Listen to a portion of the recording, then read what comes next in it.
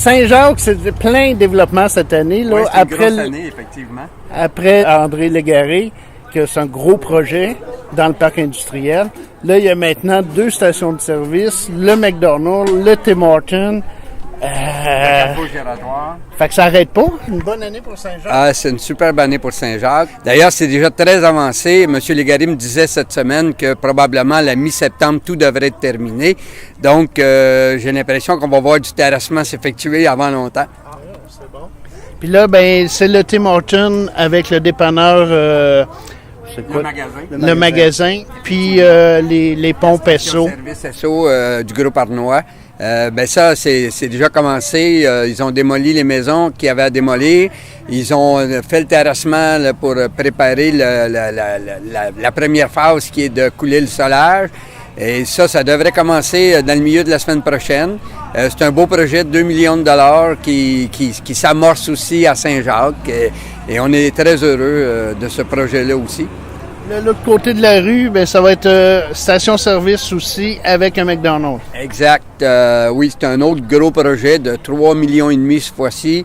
Il s'agit d'une grosse station-service Petro-Canada, 4 pompes doubles, avec un gros lave-auto et un restaurant McDonald's qui va comporter un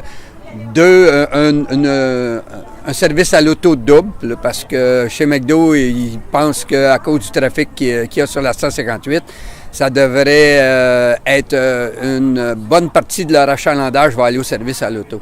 Parce que c'est aussi le premier McDonald's là, dans la MRC de Montcalm. Bien, ils étaient très heureux de s'implanter à cet endroit, justement parce que entre Terrebonne et le centre-ville de Joliette, ils n'ont pas de restaurant, eux, et c'était vraiment stratégique pour eux. Et nous, on est très contents également. Et tout ça devrait être fini pour la fin de l'automne. Probablement avant la fin du Carrefour giratoire. Oui, c'est ça, parce qu'il y a aussi un gros investissement là, pour le Carrefour giratoire pour rendre plus fluide là, la circulation à Saint-Jacques. Oui, effectivement. On sait que présentement, là, les appels d'offres sont terminés depuis lundi dernier, que c'est Cintra qui est le plus bas soumissionnaire. Mais par contre, comme c'est le MTQ, il faut s'attendre à ce que ça prenne un certain temps pour vérifier les conformités des soumissions et des soumissionnaires.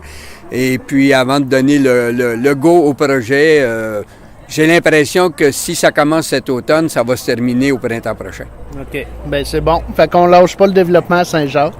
On lâche pas le développement parce que ça en prend, hein, vous le savez, je l'ai toujours dit. À Saint-Jacques, on travaille sur 3 plans. On a une vision du développement, mais on a aussi une vision de l'embellissement, puis on a une vision de garder intact notre périmètre urbain, notre noyau villageois. Et puis on invite aussi, c'est beau des gros commerces, comme McDo puis Tim Hortons, mais dans le milieu de notre petit village, là, on a beaucoup de vie, beaucoup d'animation. Vous avez pu voir cet été.